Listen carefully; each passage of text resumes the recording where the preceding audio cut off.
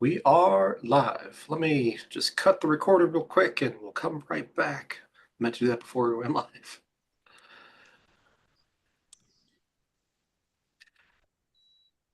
All right, we're back. Okay, so it is, what is today? The 20th of May. So it's been a minute since we've been here. And there's been a few changes. The tax season ended. We took a little break. Then uh, I think I was sick for 1 week and there was other stuff going on. So, stuff happens. But we are back and it is now in our post-tax season mode and lots of stuff is happening. This is the $1 trillion show. This is where we aim to save $1 trillion in taxes. In fact, I actually sent out an email today about how, all the fight that's going on in Congress right now with the government, it's not talking about the budget and deficits and all this kind of stuff. It's not a tax problem. Um, the taxes are the solution, actually. So one of the things I've discovered over the many years I've been doing taxes, over the tens of thousands of tax returns I've done, is that there is no amount of money that you cannot spend. And that's true for people, it's true for families, it's true for companies, it's true for governments. So it's not the money coming in that's the issue, it's the spending going out that creates the problem. And what we figured out during COVID was that Americans will not tolerate 10% inflation. If you get to 10%, you're getting voted out. End of story. And so the key to restraining government spending is to restrain the amount of money that they get because they can print some, they can print 10%, but the rest of it has to come from tax money somewhere. And so the government, the federal government, as gets about $4.5 trillion worth of tax payments during the year. That's plenty. It's not an income problem for the government; it's a spending problem. And so, I was making that point in my emails where, um, what we aim to do here is we want to restrict the amount of money going to the government. I want everybody to keep as much money as possible.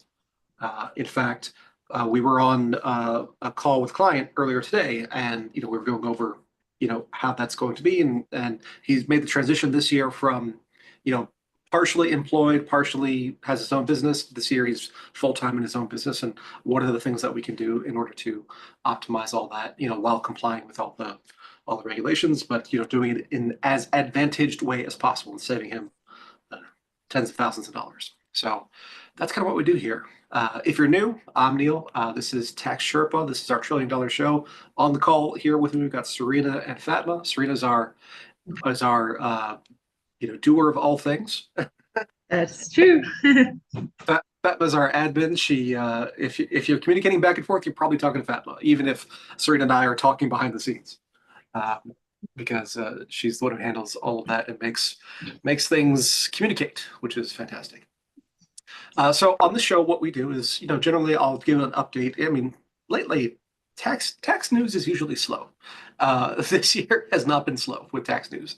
I'll share some updates with the legislation that we're looking at, with the big beautiful bill, as Trump likes to call it, and we'll talk about some of the ramifications of that. I also have a little calculator that I'm going to share with everybody. It's still in testing, but it's a handy little tool. And then we'll do questions. So we get, I don't know, 100 questions a week, something like that, from Yes. different people. And we'll just kind of go through as many as we can before we run out of time. So with that, I'm just going to jump straight in. Normally I have like a slideshow and everything, but I was like, there's not enough time. So let's go and let me do a share. Screen number one. The big, beautiful, or the one big, beautiful bill. That is what we are looking at for the tax legislation. So this was the House version. So this already passed the House and then went to the Senate. And currently there's a big argument going underway in the Senate. So this is not going to be the final version, but this is what we have so far. And we can glean a few insights into what's going on by going through this. So the big effect here is that most of the Tax Cut and Jobs Act is going to be made permanent. So if you remember way back when in 2017, the Tax Cut and Jobs Act was passed in a 10-year horizon. And that was because of the budget reconciliation process. They were able to it's not that they had to do 10 years, but that's kind of like the scoring that was used by the CBO, the Congressional Budget Office. And so, they had all these tax cuts and they had all these tax increases so that, they could get it passed and justify them to themselves what was going on. So those are all expiring 2026. So we're coming up on time. And it just so happens that Trump is back in office. So, it kind of worked out legislation wise, kind of unusually in that scenario. So one of the things, or the first thing that this bill does is it makes those Tax Cut and Jobs Act changes to the structure of tax permanent. So instead of a 10-year window, it just says ongoing. There are a couple things that do have time windows on them of like 4 years and 6 years, but most of it's going to be locked in until there's another tax reform. So what does all that mean? I mean, it pretty much means what you've gotten used to over the last 10 years is going to be keep going. So, in the old days, we used to have exemptions. Those are gone. Was based on the number of people in your household. We're going to keep the larger standard deduction. Inside of the itemized deductions, there's a lot less that you can deduct compared to how it used to be before Tax Cut and Jobs Act. Stuff like moving expenses is going to remain non-deductible, and going along with that kind of theme, all the basic changes will remain in place. And then there are tweaks. So one of the tweaks that is interesting is the qualified business income deduction. So QBI, qualified business income, was created in Tax Cut and Jobs Act in 2017. This was a new concept where this is flow through income. It could be from Schedule C as an unincorporated business. It could be from an S corp. It could be from a partnership. It could be from real estate. It could be from a farm if you're a Schedule F filer. And the income from those were potentially deductible up to 20%, meaning that if I have $100,000 of activity income from one of these qualified businesses, then I might only be paying tax on 80 of it, potentially, caveats apply. And so there's a 20% deduction possibility. And in this bill, at least in this version, they're going to raise that to 23%. So it will be interesting to see if that carries through. Other things, little tweaks. In the original Tax Cut and Jobs Act, there was a horrendous revision to R&D expenses under Section 174, and they're fixing that because what they had done is back in 22, there was like one of these time windows went into effect where if you had R&D expenses like you're a software developer, software was hit especially hard, you weren't able to deduct the amount of money that you spent on salaries and computers and whatever. You had to amortize it over 5 years. You got a credit, yes, but generally the credit plus the 10% deduction you got in the first year was less than what you would have gotten from the deduction. So you're actually spending cash, but not able to deduct it, and then having a larger tax bill, this phantom income that you have. So that was a major problem that's persisted the last couple of years and is fixed in this version of the bill. So it'll be interesting to see if that remains. And so this is 389 pages. I've read through, I've skimmed the whole thing, but it's a lot, and obviously is subject to change. So I'm not going to get too bogged down in the weeds. The most interesting thing about it is the new MAGA accounts, and it doesn't stand for Make America Great Again. It stands for something else. I can't remember off the top of my head. But basically, this is for kids who are under 8 years old, who it basically works kind of like a 529 plan with some changes. So instead of only using it for education expenses, you can use it for buying a business, which is an interesting idea. You have to have financing on a business in order for it to qualify for qualified distribution under these proposed rules. You can use it for buying a house. You can use it for education. So it's sort of a supercharged 529 plan, and it's possible that the government will kick in $1,000 upon a baby's birth if this gets passed. So lots of sections, lots of stuff going on. In here is also no tax on tips, no tax on overtime, no tax on Social Security benefits is not here. So what they did instead was they gave seniors a $4,000 extra deduction, which is like, okay, great, but that's not what you promised. So there's that.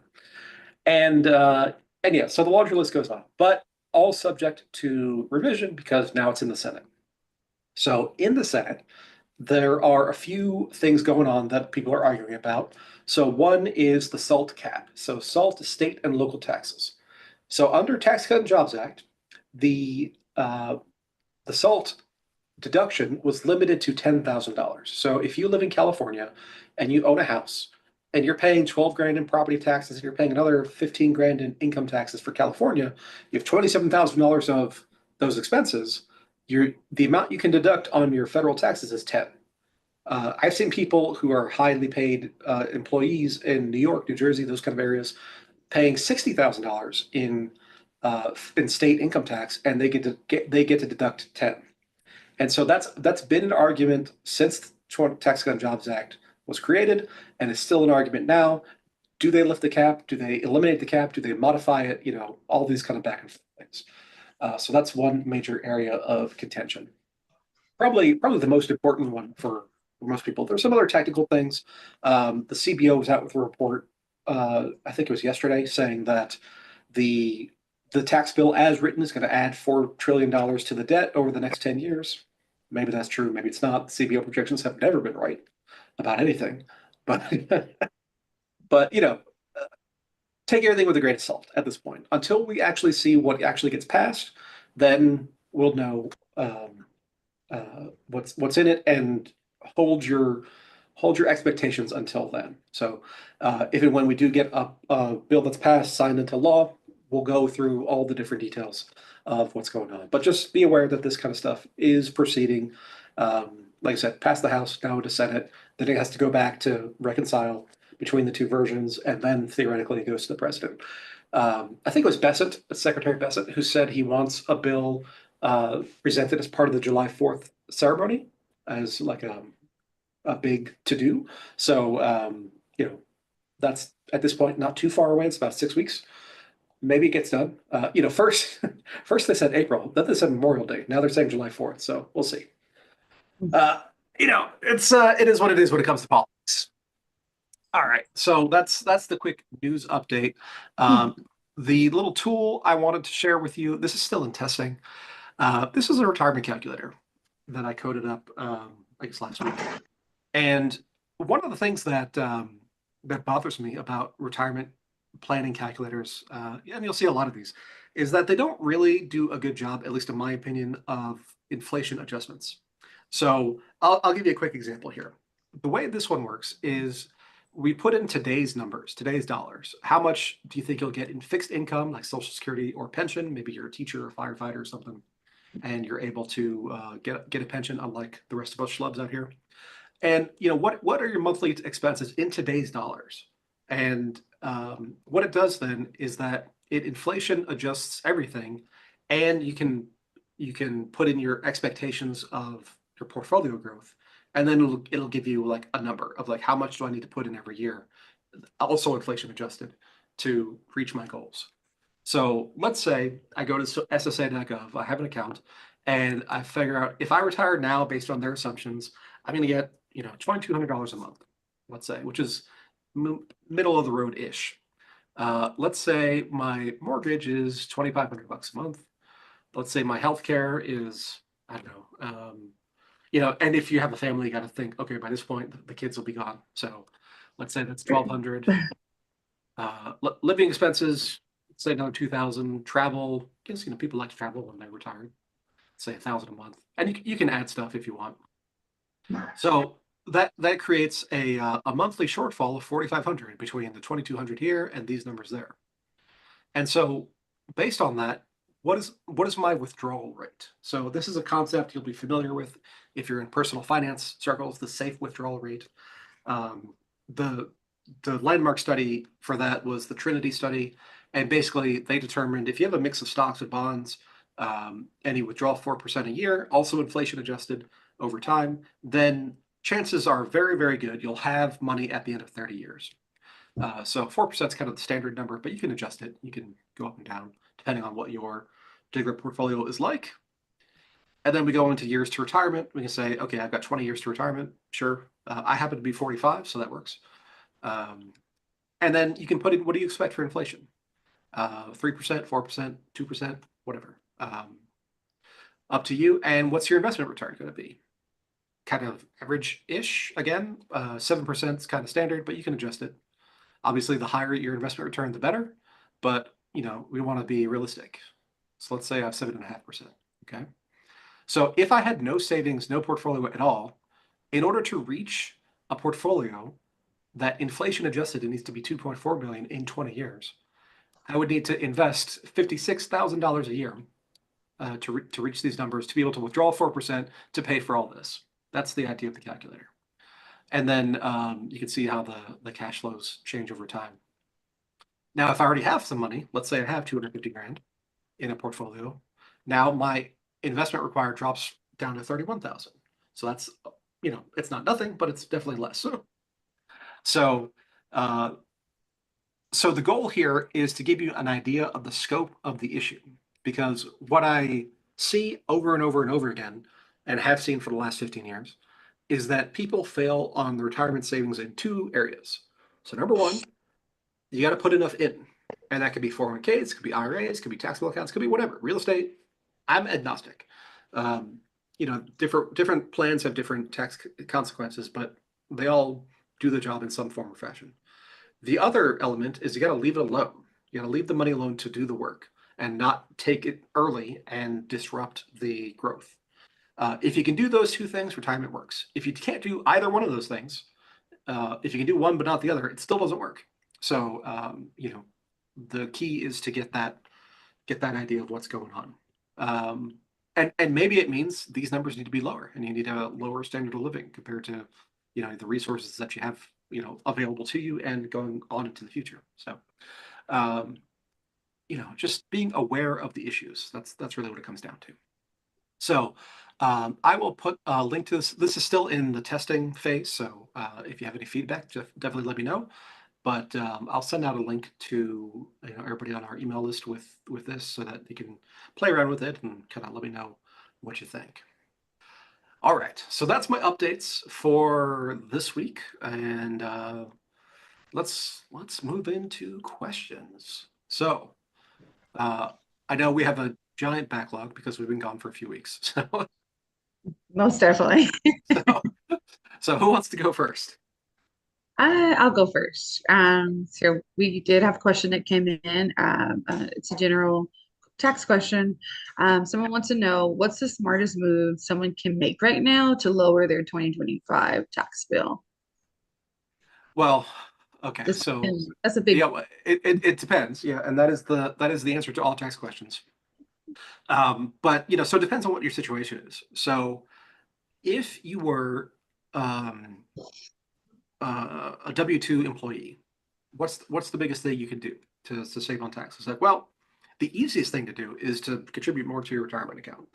You'll hear that from financial planners and everything. It's like, oh, just put money in 401k, it's tax deduction, blah blah blah, which is true. But it's not necessarily the most powerful because there are limits involved.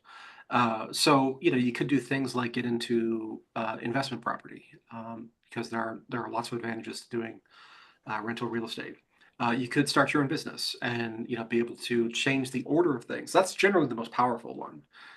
So the difference between an individual who earns money as an employee and somebody who's a business owner is that an employee earns money, then they get taxed, and taxes are taken up front, and then they have the remainder to spend. A business brings in revenue, it spends on expenses, and then gets taxed on the remainder. So that difference in order makes all the difference in the world. So, people talk about Amazon all the time and says, well, Bezos didn't pay taxes for 20 years, which is true. He didn't. And the reason was because they reinvested all their money for 20 years and had no profit. And they were just selling on the stock exchange the dream that one day they would turn a profit because they're building this bigger and bigger thing. And it worked. Sometimes it doesn't work, but that is the game. So they had no income with which to pay tax because they spent it all. And on a business side of things, you're only taxed on the net, not on the gross. As an individual, as an employee, you're taxed on the gross. And so if you change those things around, move those pieces upside down, then that's going to be, in general, your most powerful tax saving strategy. But that's not available to everybody. So it depends on your situation, depends on what you can do. And part of the difficulty of the tax planning world is that everything is unique. Everybody's situation is different. Even if they rhyme with others, your number is going to be different than the person next to you. So If you need more specific help than that, then you would set up a call with one of our planning experts, and we can figure out your particular situation and what you can do to save the most on tax. Because all our plans are personalized to the client. Everything is custom. Mhm. I kind of wish it wasn't, but Yeah, it would be a lot easier for us, but yeah, hey. that's why if you want to do the DIY approach, where it's like, well, I know my own situation, I just need pointers. That's what our navigators group is for, where you can have access to all of our tools, the same tools we use internally, and that I've built over the years, and then you can use those tools in your own situation. So that is an option for those people who are more do-it-yourself oriented. Yeah, so we have a question, boss, from one of our clients, and he asked if someone runs a side hustle at one point, should they treat it like a real business for tax purposes? Absolutely. So that should always be treated, there's people get hung up on this hobby loss rule. So you've probably heard this thing, if you lose money in 3 years in a row, then it's not a business anymore. And that's a vast oversimplification. But what does happen is that there is this concept in the tax regulations of whether something's a hobby or a business. So if something is a hobby, you do get taxed on the gains. You do not get to deduct the losses, which is crazy, right? But it's just how it is. So if you make money just by happenstance, you owe tax. If you lose money because it's a hobby, that's just you spending money. But if it's a business, then whether you make money or whether you lose money, you're going to have tax implications. So most businesses, at least in the beginning, lose money, and most businesses fail. So most businesses lose money every year, as a matter of fact. And so then there comes into this question, it's like, well, what about this 3-year thing? And so what the 3-year test is that if the IRS were to come in and examine your business activity, if you lose money in 2 out of 5 years, then the burden of proof is on the IRS for them to prove that you don't have a business and that you do have a hobby. If you lose money in 3 out of 5 years or more, 3 or 4 or 5 out of 5 years, and the IRS were to come in and examine that, the burden of proof is on you to prove that it is a business and not a hobby. So that's where the roles get reversed in that 3-year thing. And what does that mean to prove that you have a business? Well, that means you do the things a business does. You have a separate entity. You have separate bank accounts. You don't commingle funds.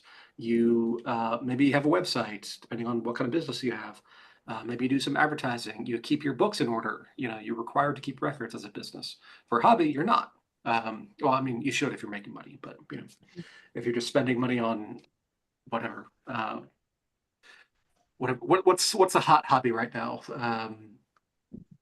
I keep seeing, maybe it's just my algorithm on Twitter, but I keep seeing these guys who are, they're these tether cars that they're racing at like 200 miles an hour around a track. Really? Yeah, it's just, people are into all kinds of stuff, So, so if that's your hobby and you're spending money, then you don't really have to keep track of anything. But if you're making money and you're winning prizes or whatever, then you do have to keep track of that sort of thing. So, so if you have a side hustle, you should absolutely be keeping track of things, in a real business kind of way, separate accounts, whether that's, into an LLC or a corporation or just under a DBA or under your personal name. Those are different kind of questions, but you should definitely have a separate bank account. You should be keeping track of income, keeping track of expenses, and doing all the things that have the form of a business, because you do have a business, regardless of how big or small it is. So yes, that is one I can answer definitively. Treat it like an actual business, because it is. I'm just thinking to myself that when a person open a business, they think that's it. No, that's only the beginning. It's so much more to Yeah. owning a business. Yeah, I mean, there is work involved. Yes, you have to So, do work. I wish, it'd be nice if we just say, oh yeah, it's a business, and then just be done. But that's not real life. So, Interesting. yeah. So it looks like we have another question that came in. It's a real estate question. Someone wants to know, how can a W-2 earner take advantage of the real estate losses on their taxes? Yeah, so the real estate losses, there's two different well, I guess three different scenarios. So rental real estate by default, unless an exception applies, is considered passive. And so under passive activity rules, you are limited to $25,000 of deductions.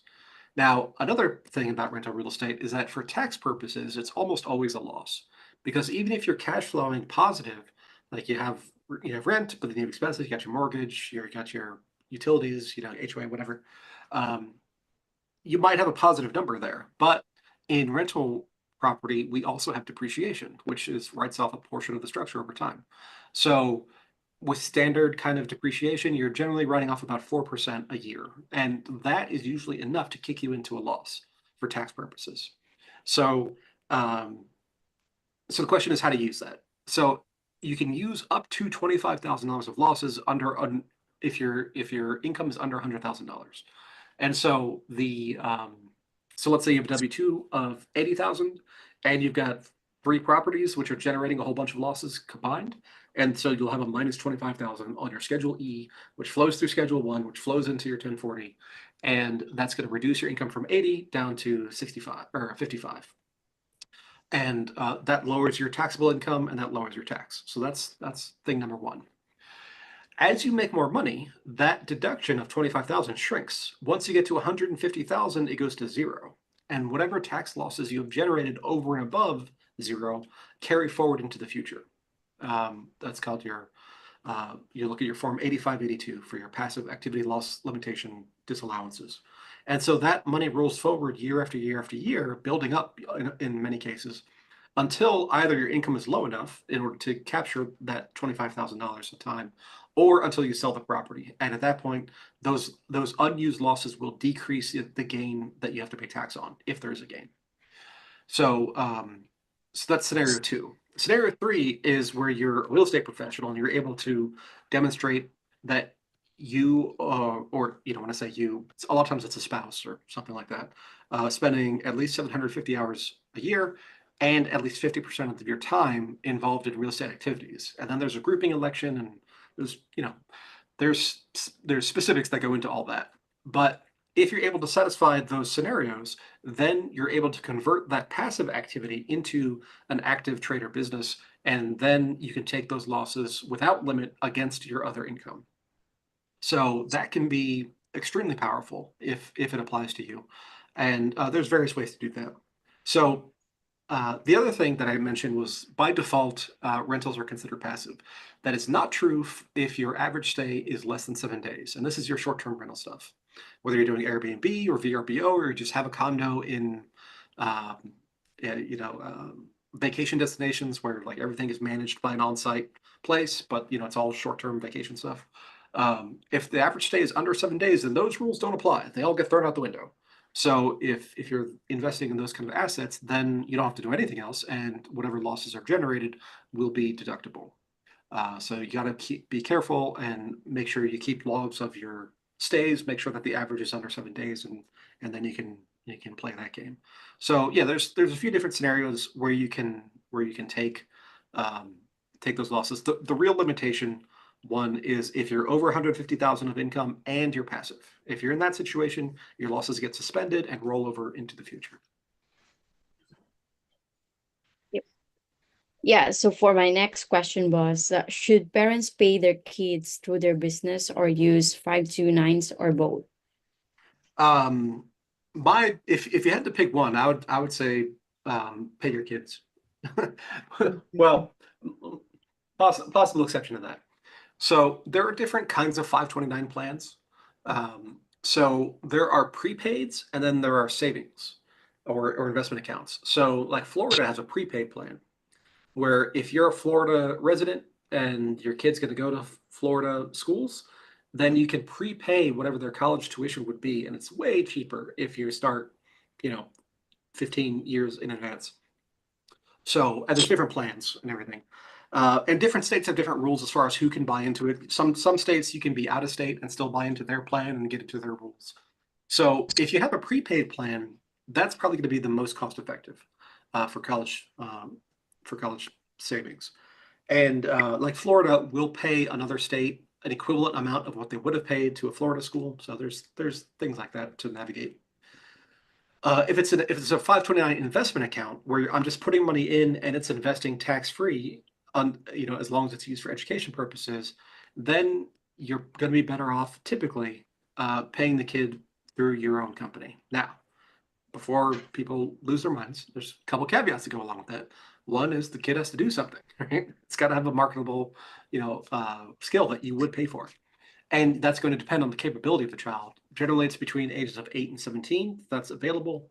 But if you set it up right, you can pay a child potentially as much as $22,000 a year, at least for this year. The number changes, with standard deductions.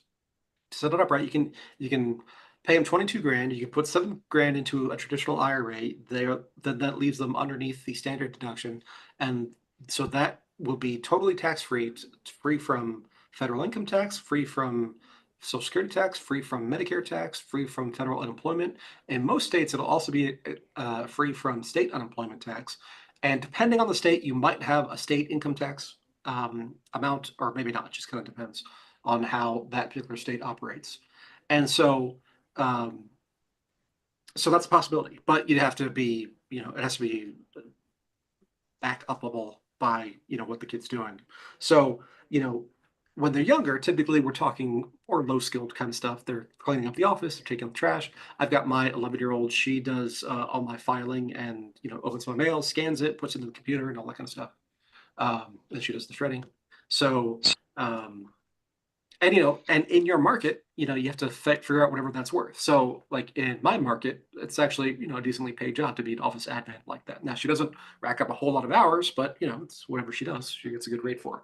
As they get older and they become more capable, a lot of times I'll talk to parents and I'll say, what you should really be having them doing is your social media management. So one, that's a real job. Two, it has real impact on your business. Three, they are better at it than you are.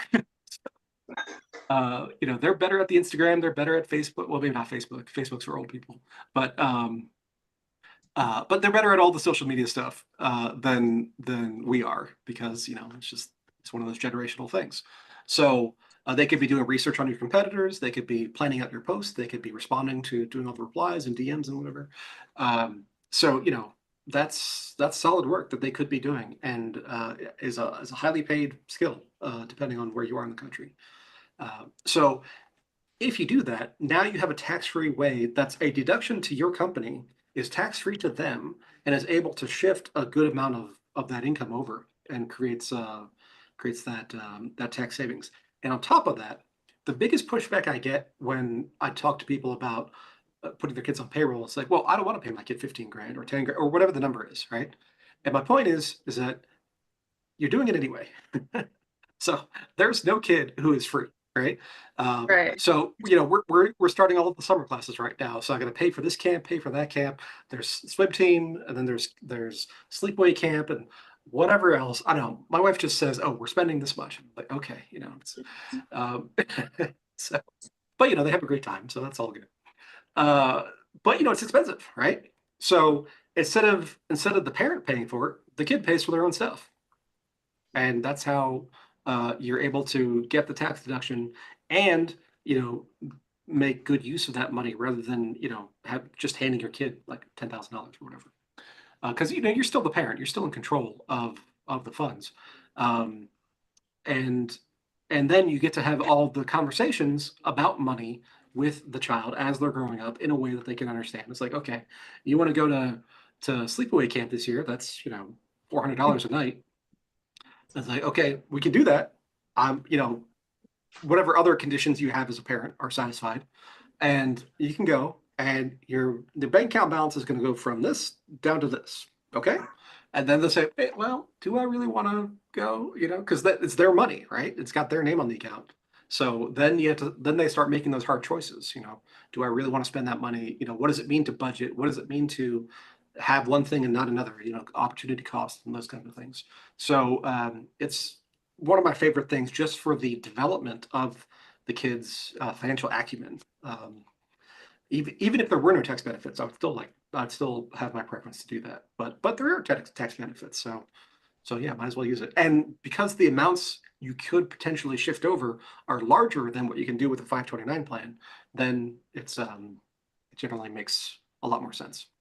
So if you have 529 prepaids, that's a good deal. 529 investment accounts, less of a good deal. Kids on payroll, great deal. As long as the conditions are satisfied. Understood. I'm just I'm just thinking that if a kid has to pay for the summer camp, that's less kids going. They're like, no, thank you, not this summer. Yeah. I have a question from a client that just came in. It looks like they're moving to another state or thinking about moving to another state. They want to know what should they consider tax-wise before moving to a no income tax state? What should they look forward to? Yeah, so no income tax states are I like them generally. So Tennessee, Alaska, Washington, Florida, Texas. I think I'm missing one or two there. Oh, New Hampshire just went tax free. Oh, wow. Yeah, it was New Hampshire. Mississippi is going tax free, but in like 10 years or something. It's some weird plan that they came up with. So yeah, so there are considerations. So one is in the year of your move, you're going to be a part year resident in one state and a part year resident in the other state. And you got to make sure that the withholdings for the different states are correct. So it like California is a great example of this. California is very aggressive. Like if you move out of California, but you're still receiving money from California, you're still going to be paying California tax on it. So, if you move from California to Florida or California to Texas, but you keep the same job and now you're just working remote, you're still paying California tax. And there's other states that have similar kinds of arrangements.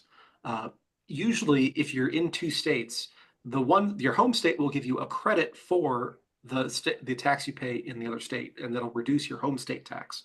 So, like if you're in New York and Connecticut or something like that. However, if you're in a tax-free state, there are no taxes on the other side. And so that home state will take the whole thing. So that's something to be aware of. Some people get caught by that and are surprised. It's like, well, I thought I was here. It's like, yeah, but your source is wherever it's coming from. If you're getting a new job and that new job is in the new place without taxes, then that's fine, right? Then you don't have that same issue. There are some states. Some states will directly apportion your income. So it's like, okay, I earned $5,000 in this state and I earned $10,000 in that state, and I just pay tax based on whatever those numbers are. Other states will do a percentage of gross income. So it might be that the state you don't live in has $5,000 of income, and your overall income total is 25,000. So then they'll say, okay, 5 out of your 25 is going to be from our state, and therefore we're going to assess you a tax based on that percentage. But what happens when you have adjustments to that income that actually lower your home state tax? So what happens in this kind of, like if you have investment real estate like we were talking about, and that creates a negative on your taxable income, well, that negative reduces your total income, which increases the percentage of that other state's comparison to the whole. So you actually get taxed more in that other state. And again, every state is different. And so there are several different approaches that states have taken over the years. And so you have to make sure that you are aware of whatever one you're dealing with in the state you are moving from. Also the state you're moving to, unless it's one of those tax-free states. So yeah, it can get complicated. Moving expenses for most people are not deductible anymore federally, but some states they are. So California kept their moving expense deductions. Most states follow the federal though. So, there's individual differences like that. 2106 expenses. So this is one of those things that was wiped out by Tax Cut and Jobs Act, but California kept theirs. So for state purposes, you can have certain deductions that aren't allowed federally, and you should just be aware of the states that you're involved with and how that's all working out. So in short, it depends. But by and large, if you're moving to a tax-free state, that's generally going to be better monetary wise when all said and done. There are other costs though. So like property taxes, so like Texas is kind of becoming famous for this, where it's like, yeah, we don't have any state income tax, but our property taxes are high and our sales taxes are high. So Florida property taxes are reasonable-ish. Insurance is very high. Sales taxes are middle high-ish. So, how each state handles, because every state government is going to raise revenue in some fashion.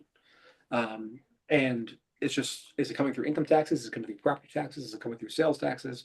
You're going to be paying the piper one way or another. And you want to look at that total tax load when it comes to all those different things in terms of how it affects your particular situation. And go into it with eyes open, knowing that, so that you're not blindsided by, it's like, I thought this was a tax-free state, but I got to pay 20 grand a year in property taxes. Well, they're getting some amount of money somehow, and whether the per capita amount that you would be responsible for comes from pocket A or pocket B, does it really matter? I don't know. I actually would prefer income tax over property tax because there's more you can do to affect income tax than you can to affect property taxes. So there are That's people who actually, make, yeah, I didn't there think are of that. people who make a hobby out of protesting property taxes, but it's your results tend to be limited. So, um, so yeah, just things to be aware of when you're moving states. Yeah, so for my next question, boss, is what is the tax smart way to support aging parents financially? Ooh, um, that's a tough one. So there are all different kinds of situations. Most elderly people are gonna end up with some kind of taxable income. And some people, sometimes, mom moves into the in-law suite and, becomes a real dependent. But that's relatively rare these days. That used to be much more common. And so what it comes down to is the fact that, especially as people age, they're going to need more and more help with their situation as far as managing their finances. And that's true of taxes. It's true of everything else. There's, telephone scam calls and, all kinds of stuff that you have to be mindful of as parents age. But one of those things is taxes. So, like, I have a number of clients who, coming into the office, and it's, 94-year-old woman and her 60-year-old son, or whatever it is. And he's helping her, just kind of manage all the stuff because, faculties are kind of there, kind of not. And, she can sign stuff and she understands what's going on, but keeping track of all these different numbers is tough. So, so really just being there for them and helping them manage all that is really the key element. Um, you know, there can be times when, it makes sense to have different arrangements. If they go into managed care, that's a whole separate thing. But even then, I had a client this year who went into managed care, passed away, but still had like giant amounts of retirement income. So it's still, we had still had to file their own final tax returns and everything. So in those cases, there's a special thing with managed care where a portion of your rent is typically counted as medical expense, um, but that's kind of case by case. So you know it's hard to give generalities there beyond just being involved and making sure that money's being saved and not you know I can tell you stories. I had one guy come in, this was years ago, comes in, his wife passed away, and they were not super old, but like 60, 70, something like that. And he he brings in his stuff and he's getting all these weird notices in the mail, all these amounts due, from stuff from the bank and all this kind of stuff. And as it turned out, that his wife, who had passed away, was a huge gambling addict and had kept it hidden for however many years, right? But Oh, now then she passed away, and all the notices that had been coming that she'd been intercepting, he was now getting, and he had no idea about any of this. So, whether it's that or whether I've had retired people come to me and say, well, I'm going to invest all my life savings into the Iraqi dinar because it's going to make me $1 billion or whatever. And I was like, okay, I'm not your financial advisor, but that sounds dumb. Uh, so there are a lot of people out there who prey on the elderly with all these different scams and everything. So make sure that you're there to prevent all the money from being spent frivolously, because there are real world consequences. Because let's say your mom or whatever is getting on in years, and she has a pension from whenever she worked, and she makes whatever. She between Social Security and her pension, she makes 60 grand a year in retirement. And if she then takes that $60,000 and sends it to scammer X, you still owe the tax on the 60,000, right? That's a problem. So there's not so much. I mean, there's less to do with strategy. I mean, there are some things you can do, but again, very dependent on circumstances. But by and large, the biggest thing to do is just be involved, make sure that things are being taken care of, make sure taxes are being filed, make sure paperwork's not being lost. All these kinds of things is really what comes into play when it comes to the elderly. So that's my it depends for that one.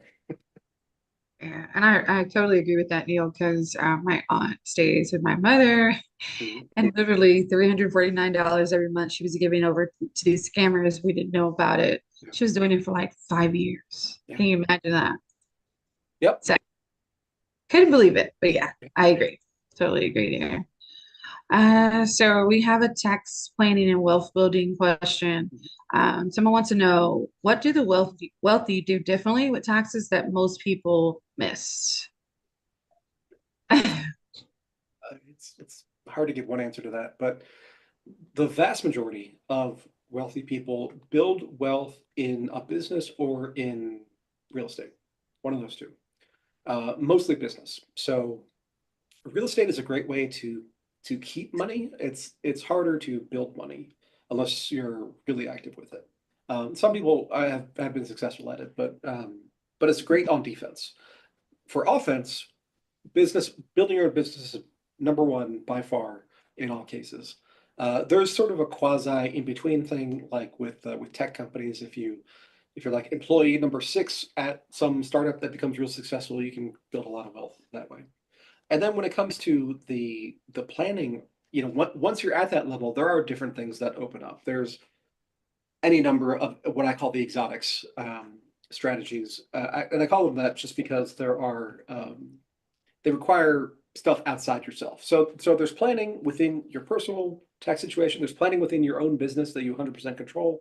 And then there's planning where, okay, we have to bring in this insurance guy and we got to do this, that, and the other, and it's going to cost 50 grand in fees. And that's some of the stuff that becomes available once your income is high enough. Which, they all work, but well, not all of them. Most of them work, but they are complicated. They take a lot of compliance work, and it's a big to do. So, and the numbers involved there generally start at like $50,000 to $100,000 worth of out-of-pocket costs. So it only makes sense once you're in like half a million and up, which very few people are. But but by and large, the best way to build wealth in a tax efficient manner is to build up long-term capital gains. And the most effective way to do that, assuming you're successful, is in your own business. So I'm hardcore on entrepreneurship to do that. And then there are strategies that you can employ, on the sale part to reduce taxes. Then there's, you can sell to an employee stock purchase plan. You can do a 1202 exclusion. There's all different kinds of things you can do at that point to mitigate the tax impact there. But as you're building your own business, the equity that you're building in the company, as far as brand value, is not taxed at all. You're building an intangible asset in the brand equity. In fact, I was just having a discussion on Twitter about intangible assets and how they're accounted for and all this kind of stuff.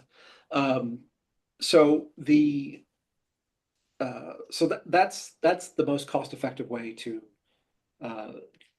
get to that wealthy point where it's like, okay, now I have a sale and I make 5 million, 10 million, whatever dollars at that point, and it's taxed preferentially because it's long-term capital gains, and then there are these other things that I can layer on top that can potentially cut that down even more. So like under 1202 exclusion, you could potentially sell your business for $10 million and pay $0 in taxes. At least federally. Some states will file that simple.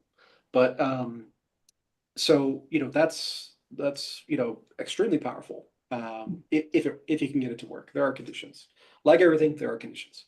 You know, failing that, if you're not in business for yourself or your business doesn't grow to that level, then just investing on your own into long-term assets like stocks or real estate or whatever, and then either not selling them or selling them in a tax efficient way, like with real estate, you can do a 1031 exchange.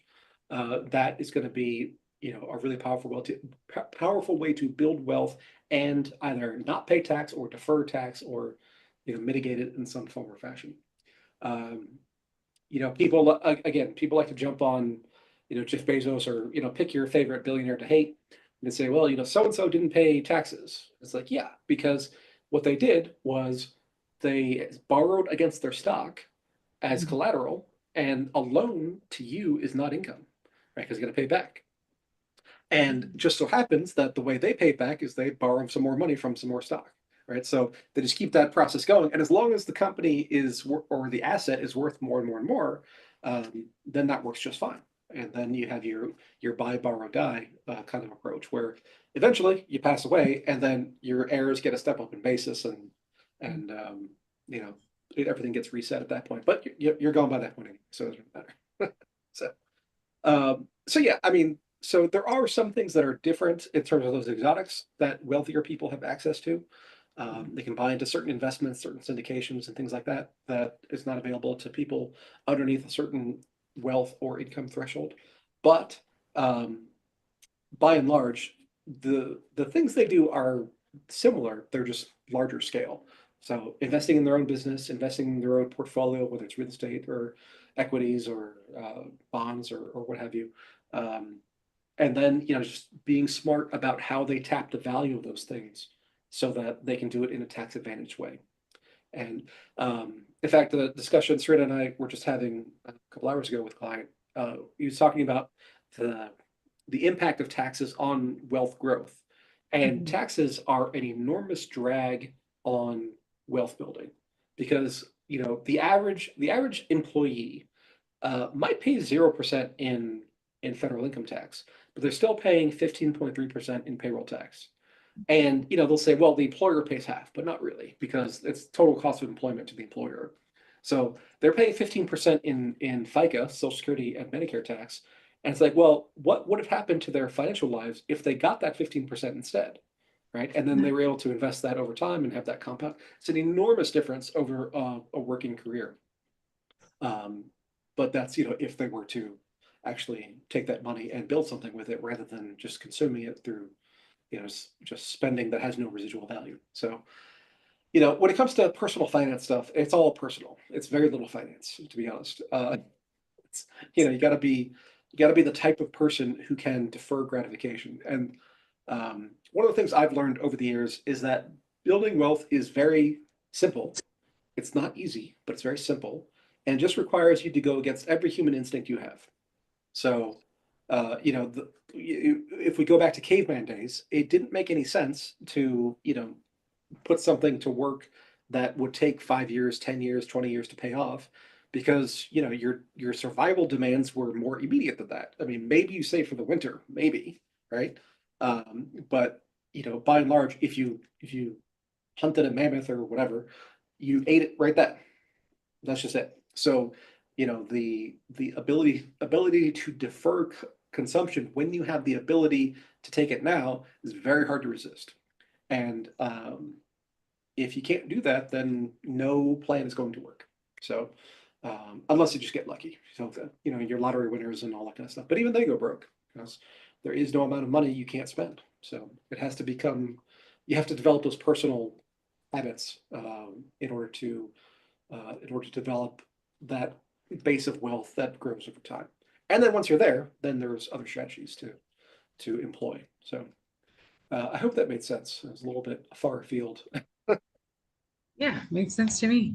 Good. So, what do you think is a good time to start like tax planning, like as far as income wise? Like when would you say, okay, let's start now?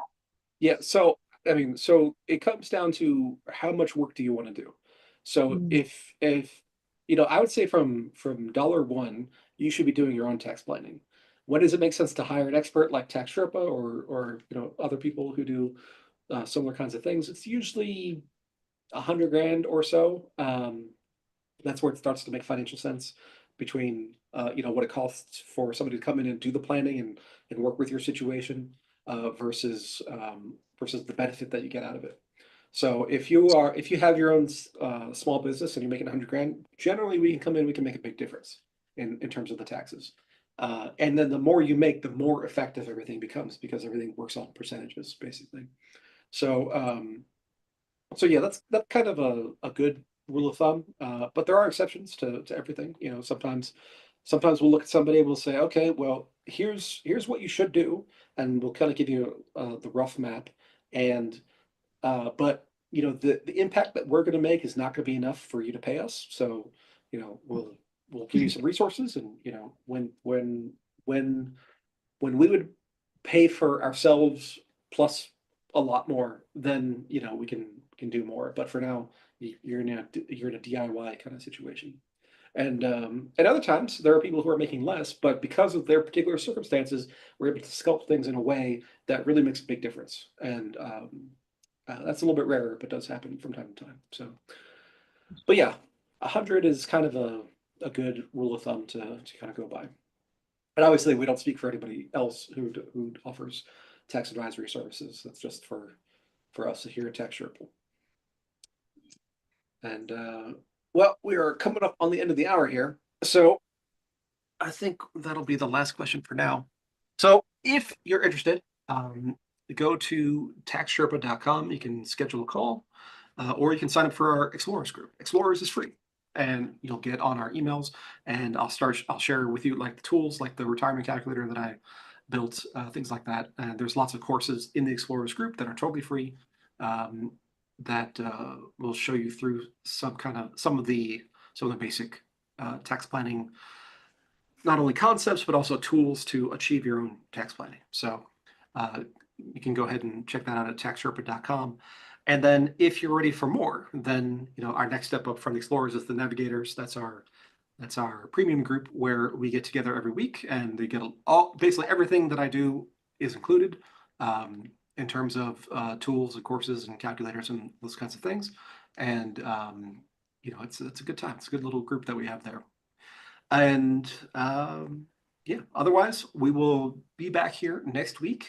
Next week is the 27th. Yeah. So vacation mode is over, unfortunately. So we'll be back at it.